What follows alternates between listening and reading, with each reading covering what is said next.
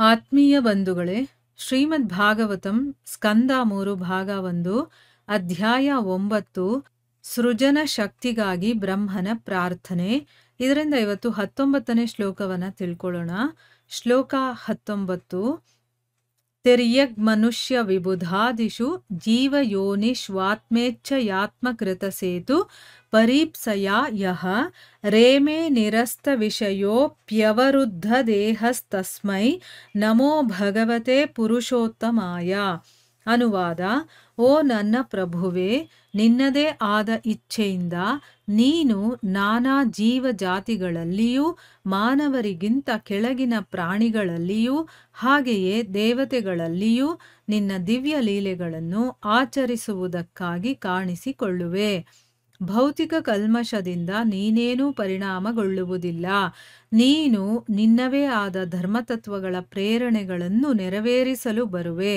ಆದುದರಿಂದ ಎಲೈ ಪರಮಪುರುಷನೇ, ಅಂತಹ ನಾನಾ ರೂಪಗಳನ್ನು ಪ್ರಕಟಿಸುತ್ತಾ ಇರುವುದಕ್ಕಾಗಿ ನಿನಗೆ ನನ್ನ ನಮಸ್ಕಾರಗಳನ್ನು ಸಲ್ಲಿಸುತ್ತೇನೆ. ಇದು ಶ್ಲೋಕ ಮತ್ತು ಅದರ ಅನುವಾದ. ಈಗ ಭಾವಾರ್ಥದ ಮೂಲಕ ನಾವು ಇದರ ಅರ್ಥವನ್ನು ತಿಳ್ಕೊಳ್ಳೋದಕ್ಕೆ ಪ್ರಯತ್ನ ಮಾಡೋಣ. ಹೋದ ಭಾಗದಲ್ಲಿ ನಾವೇನು ತಿಳ್ಕೊಂಡ್ವಿ? ಬ್ರಹ್ಮ ಪ್ರಾರ್ಥನೆ ಮಾಡ್ಕೊಳ್ತಾನೆ, ನೀನು ದಣಿವೇ ಗೊತ್ತಿಲ್ಲದೆ ಇರುವಂತಹ ಕಾಲನಾಗಿದೆಯಾ, ಮತ್ತೆ ಎಲ್ಲ ಯಜ್ಞಗಳ ಭೋಕ್ತಾರ ನೀನು, ಅಂತ ನಿನಗೆ ನಾನು ಗೌರವಪೂರ್ವಕವಾದಂತಹ ನಮಸ್ಕಾರಗಳನ್ನು ಸಲ್ಲಿಸ್ತೀನಿ. ನಾನು ತುಂಬ ದೀರ್ಘ ಆಯಸ್ಸಿರುವಂಥ ಧಾಮದಲ್ಲಿರುವಂಥವನಾದರೂ ಕೂಡ, ಮತ್ತು ಈ ವಿಶ್ವದ ಲೋಕಗಳನ್ನೆಲ್ಲ ನಡೆಸುವಂಥವನಾದರೂ ಕೂಡ, ಮತ್ತು ಆತ್ಮಸಾಕ್ಷಾತ್ಕಾರಕ್ಕೋಸ್ಕರ ಬೇಕಾದಷ್ಟು ವರ್ಷಗಳ ತಪಸ್ಸನ್ನು ಮಾಡಿರೋವನಾದರೂ ಕೂಡ ನಿನಗೆ ಗೌರವಗಳನ್ನು ನಾನು ಸಮರ್ಪಣೆ ಮಾಡ್ತೀನಿ ಅಂತಂದ್ಬಿಟ್ಟು ಪ್ರಾರ್ಥನೆ ಮಾಡಿಕೊಂಡಿದ್ದ. ಇಲ್ಲಿ ಮುಂದುವರೆದು ಹೇಳ್ತಾನೆ, ಓ ನನ್ನ ಪ್ರಭುವೇ, ನಿನ್ನದೇ ಆದಂತಹ ಇಚ್ಛೆಯಿಂದ ನೀನು ನಾನಾ ಜೀವಜಾತಿಗಳಲ್ಲಿಯೂ ಕೂಡ ಮತ್ತೆ ಮಾನವರಿಗಿಂತ ಕೆಳಗಿನ ಪ್ರಾಣಿಗಳಲ್ಲೂ ಮತ್ತೆ ದೇವತೆಗಳಲ್ಲೂ ಕೂಡ ನಿನ್ನ ದಿವ್ಯ ಲೀಲೆಗಳನ್ನು ಆಚರಿಸೋದಕ್ಕೋಸ್ಕರ, ಅಂದರೆ ನಿನ್ನ ದಿವ್ಯ ಲೀಲೆಗಳನ್ನು ತೋರಿಸೋದಕ್ಕೋಸ್ಕರ ಕಾಣಿಸ್ಕೊಳ್ತೀಯಾ. ಅಂದರೆ ಇಲ್ಲಿ ಭಗವಂತ ತನ್ನ ಇಚ್ಛೆಯಿಂದ ಬರ್ತಾನೆ. ಈಗ ನಾವು ನಮ್ಮ ಇಚ್ಛೆಯಿಂದ ಬರೋದಿಲ್ಲ. ನಾವು ಮಾಡಿರುವಂಥ ಕರ್ಮಗಳಿಗೆ ಫಲಗಳಿರುತ್ತಲ್ಲ, ಆ ಕರ್ಮ ಫಲಗಳನ್ನು ಅನುಭವಿಸೋದಕ್ಕೋಸ್ಕರ ನಾವಿಲ್ಲಿ ಬರೋದು ಈ ಜಗತ್ತಿಗೆ. ಆದರೆ ಭಗವಂತ ಹಾಗಲ್ಲ, ಅವನು ಇಷ್ಟಪಟ್ಟು ಬರ್ತಾನೆ. ಅವನಿಗೆ ಇವಾಗ ಬರಬೇಕು ಅನ್ಸುತ್ತಾ ಬರ್ತಾನೆ, ಅವನು ಹೋಗಬೇಕು ಅನ್ಸುತ್ತಾ ಹೋಗ್ತಾನೆ. ಆ ರೀತಿ ಅವನು.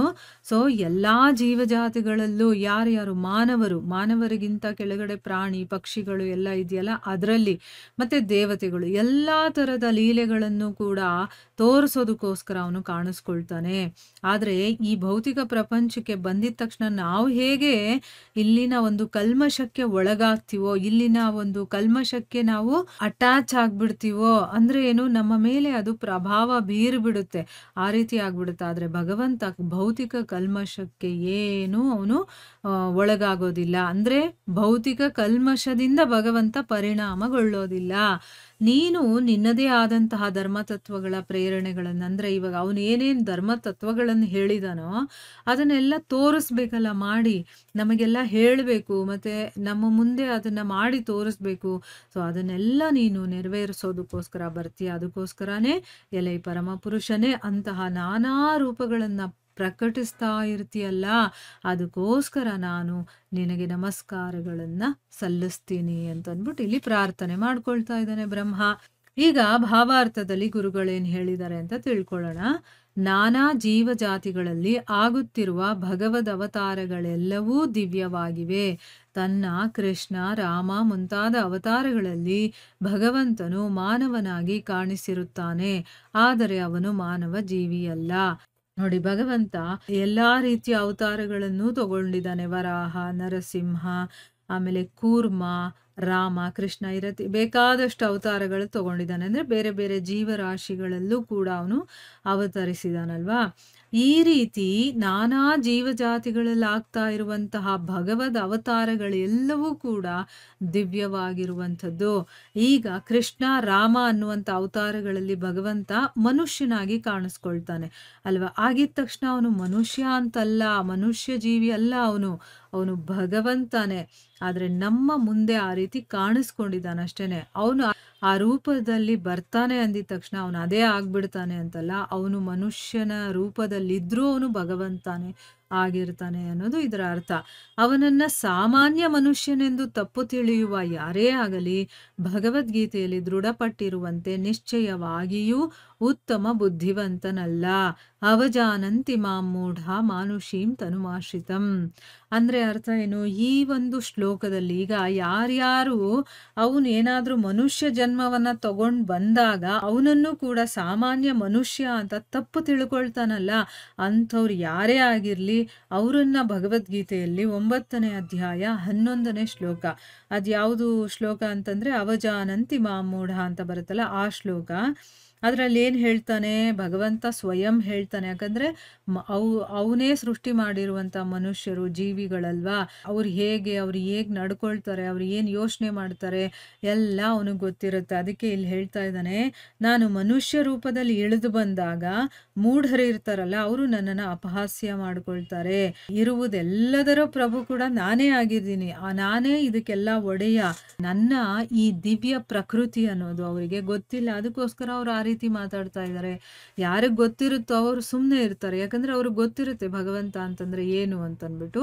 ಸೊ ಅದಕ್ಕೋಸ್ಕರ ಯಾರು ಉತ್ತಮ ಬುದ್ಧಿವಂತರ ಅಲ್ಲದೆ ಇರ್ತಾರೋ ಅವರು ಈ ರೀತಿ ಮಾತಾಡ್ಕೊಳ್ತಾರೆ ಅಂತಂದ್ಬಿಟ್ಟು ಹೇಳಿದಾನೆ. ಅವನು ವರಾಹ ಅಥವಾ ಮತ್ಸ್ಯವಾಗಿ ಕಾಣಿಸಿಕೊಂಡಾಗಲೂ ಅದೇ ತತ್ವವು ಅನ್ವಯವಾಗುವುದು. ಅವು ಭಗವಂತನ ದಿವ್ಯ ರೂಪಗಳು ಮತ್ತು ಅವನ ಆತ್ಮಾನಂದದ ಮತ್ತು ಲೀಲೆಗಳ ಕೆಲವು ಅವಶ್ಯಕತೆಗಳಿಗಾಗಿ ವ್ಯಕ್ತವಾದುವುಗಳು. ಅಂದ್ರೆ ಈಗ ಮನುಷ್ಯನಾಗಿ ಬಂದಾಗಲೂ ಅವನು ಮನುಷ್ಯ ಅಲ್ಲ, ಅವನು ಭಗವಂತನೇ ಆಗಿರ್ತಾನೆ. ಅದೇ ರೀತಿ ವರಾಹ ಮತ್ತೆ ಮತ್ಸ್ಯ, ಕೂರ್ಮ, ಇನ್ನು ಬೇಕಾದಷ್ಟು ಯಾವುದೇ ಅವತಾರಗಳಲ್ಲಿ ಭಗವಂತ ಕಾಣಿಸ್ಕೊಂಡ್ರು ಕೂಡ ಇದೇ ತತ್ವ ಅನ್ವಯ ಆಗುತ್ತೆ. ಅಂದ್ರೆ ಅವನು ಅದೇ ಆಗ್ಬಿಡೋದಿಲ್ಲ, ಅವನು ಭಗವಂತನೇ ಆಗಿರ್ತಾನೆ. ಆ ಭಗವಂತನ ದಿವ್ಯ ರೂಪಗಳವೆಲ್ಲಾನು ಕೂಡ. ಆಮೇಲೆ ಆತ್ಮಾನಂದದ ತನ್ನ ಒಂದು ಇಚ್ಛೆಗೋಸ್ಕರ ಮತ್ತೆ ಲೀಲೆಗಳನ್ನ ಮಾಡೋದಕ್ಕೋಸ್ಕರ ಕೆಲವೊಂದು ಅವಶ್ಯಕತೆಗಳಿರುತ್ತಲ್ಲಿ ಅಂತ ಒಂದು ರೂಪವನ್ನ ತಗೊಂಡು ಬರಬೇಕು ಅಂತ. ಆ ಒಂದು ಕಾರಣಕ್ಕೆ ಅವೆಲ್ಲ ವ್ಯಕ್ತವಾಗುತ್ತೆ ಹೊರತು ಬೇರೆ ಇನ್ನೇನಕ್ಕೂ ಅಲ್ಲ. ಅಂದ್ರೆ ಅವನು ಇಚ್ಛೆ ಪಟ್ಟು ಬರ್ತಾನೆ, ಅವನು ಬರಲೇಬೇಕು ಅಂತೇನಿಲ್ಲ. ಅವನಿಗಿಷ್ಟ ಆಯ್ತಾ ತನ್ನ ಒಂದು ಆನಂದಕ್ಕೋಸ್ಕರ ಅಥವಾ ತನ್ನ ಲೀಲೆಗಳನ್ನ ತೋರಿಸ್ಬೇಕು ಅನ್ನೋ ಕಾರಣಕ್ಕೋಸ್ಕರ ಅವನು ಬರ್ತಾನೆ. ಭಗವಂತನು ಬಲು ಮಟ್ಟಿಗೆ ತನ್ನ ಭಕ್ತರನ್ನು ಸಚೇತನಗೊಳಿಸುವುದಕ್ಕಾಗಿ ತನ್ನ ದಿವ್ಯ ರೂಪಗಳ ಅಭಿವ್ಯಕ್ತಿಗಳನ್ನು ಕೈಗೊಂಡಿರುತ್ತಾನೆ. ತನ್ನ ಭಕ್ತರನ್ನ ಉದ್ಧರಿಸುವುದಕ್ಕೂ ತನ್ನ ತತ್ವಗಳನ್ನು ಈಡೇರಿಸುವುದಕ್ಕೂ ಅವಶ್ಯಕತೆ ಒದಗಿದಾಗಲೇ ಭಗವಂತನ ಎಲ್ಲ ಅವತಾರಗಳು ಅಭಿವ್ಯಕ್ತವಾಗಿವೆ.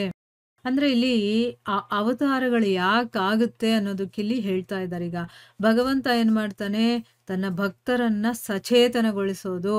ಅಂದ್ರೆ ಈಗ ಕೆಲವು ಭಕ್ತರು ಇರ್ತಾರೆ, ಅವರು ದಾರಿ ತಪ್ತಾ ಇರ್ಬೋದು, ಅಥವಾ ಬೇರೆಯವರು ಅವ್ರಿಗೆ ಕಾಟ ಕೊಡ್ತಾ ಇರ್ಬೋದು, ಅಥವಾ ಅವನೇ ಭಗವಂತನ ಭಕ್ತರಿಗೆ ಏನೋ ಒಂದು ಸಹಾಯ ಮಾಡೋದಕ್ಕೋಸ್ಕರನೋ ಅಥವಾ ಭಕ್ತರನ್ನ ಉದ್ಧಾರ ಮಾಡೋದಕ್ಕೋಸ್ಕರನೋ ಅವರು ಭಕ್ತಿ ಮಾರ್ಗದಲ್ಲಿದ್ರು ಯಾವುದೋ ಕಾರಣದಿಂದ ದಾರಿ ತಪ್ಪು ಹೋಗಿರ್ತಾರೆ, ಅವ್ರನ್ನ ಮತ್ತೆ ಆ ದಾರಿಗೆ ತಗೊಂಬರೋದಕ್ಕೋ ಅಥವಾ ಭಕ್ತ ಹೇಳಿದಂತಹ ಒಂದು ಕೆಲಸವನ್ನ ಮಾಡೋದಕ್ಕೋ ಅವನ ಕರೆ ಕೇಳಿ ಬರ್ತಾನೆ. ಈ ರೀತಿ ಬೇರೆ ಬೇರೆ ಬೇರೆ ರೀಸನ್ಗೋಸ್ಕರ. ಆದ್ರೆ ಅದೆಲ್ಲವೂ ಕೂಡ ಭಕ್ತರಿಗೋಸ್ಕರ ಮಾಡ್ತಾನೆ. ಬೇಕಾದಷ್ಟು ಸರಿ ಅವನು ಭಕ್ತರಿಗೋಸ್ಕರ ಅಂತಾನೆ ಬೇರೆ ಬೇರೆ ರೂಪಗಳನ್ನ ತಗೊಂಡು ಬಂದಿರ್ತಾನೆ. ಕೆಲವೊಂದು ಆ ಒಂದು ಕೆಲಸ ಮಾಡೋದಕ್ಕೋಸ್ಕರ ಬಂದಿರ್ತಾನೆ, ಕೆಲವೊಂದು ರೂಪಗಳು ಇಡೀ ಜಗತ್ತನ್ನ ಉದ್ಧಾರ ಮಾಡೋದಕ್ಕೆ ಬಂದಿರ್ತಾನೆ. ಈ ರೀತಿ ತನ್ನ ಭಕ್ತರನ್ನ ಉದ್ಧಾರ ಮಾಡೋದಕ್ಕೆ ಮತ್ತೆ ಅವರನ್ನ ಸಚೇತನಗೊಳಿಸೋದಕ್ಕೆ ಮತ್ತೆ ತನ್ನ ತತ್ವಗಳನ್ನ ಈಡೇರಿಸ್ಕೊಳ್ಳೋದಕ್ಕೂ ಕೂಡ ತಾನು ಏನು ಹೇಳಿದಿನೋ ಅದನ್ನ ಮಾಡಿ ತೋರಿಸಿದಾಗ ಬೇರೆಯವರು ಮಾಡ್ತಾರಲ್ವ, ಅಲ್ಲಿಗೆ ತಾನು ಅನ್ಕೊಂಡಿದ್ದು ಈಡೇರುತ್ತೆ. ಸೊ ಆ ಒಂದು ಅವಶ್ಯಕತೆ ಎಲ್ಲಾದ್ರೂ ಬಂತು ಅಂತಂದ್ರೆ ಆಗ ಭಗವಂತನ ಎಲ್ಲ ಅವತಾರಗಳು ಕೂಡ ಅಭಿವ್ಯಕ್ತವಾಗೋದು ಅಂತಂದ್ಬಿಟ್ಟು ಇಲ್ಲಿ ಹೇಳ್ತಾ ಇದ್ದಾರೆ. ಈಗ ಭಗವಂತ ಈ ಜಗತ್ತಿಗೆ ಬರೋದಕ್ಕೆ ಏನು ರೀಸನ್ನು ಅನ್ನೋದು ನಮಗೆ ಗೊತ್ತಾಯ್ತಲ್ವಾ. ಇಲ್ಲಿಗೆ ನಾವು ನಿಲ್ಸೋಣ. ಹರೇ ಕೃಷ್ಣ.